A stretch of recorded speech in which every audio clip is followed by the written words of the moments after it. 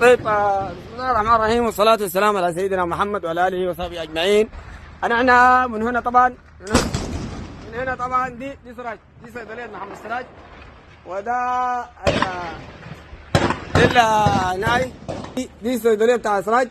احنا الآن من داخل صيدلية السراج ومتجولين. الله أكبر الله أكبر. وها حرقنا لهم عرباتهم حرقنا لهم، وده لغاية كان قاعدين هنا في التقاطع ده وبدقوا عساكرنا وبيقتلوا الأسر بتاعنا. احنا هسه لزيناهم قدام.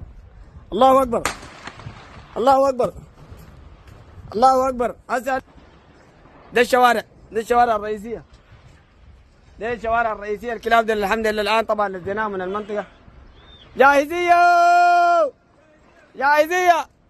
ولا تكلم. احنا طبعا ياسر عطا قال البلد دي نهائي، قال ما في زول يقدر يحبش، لكن والله يا ياسر عطا احنا بعلم عايزين نتجول على دقل بنتجول. القدس الشعبي من يريد اول حاجه نازم الشعب السوداني لتناول وجبه العشاء اول غداء في مطعم القدس المشهور. وبالنسبه للناس اللي دايرين ادويه من صيدليه محمد سعيد ده وخواجه ايس كريم وخواجه هناك كله خواجه دي يا اخوان كله جاهز صيدلتنا كله يا اخو. اقرا كويس صيدليه محمد سعيد. صيدليه بتاع محمد سعيد.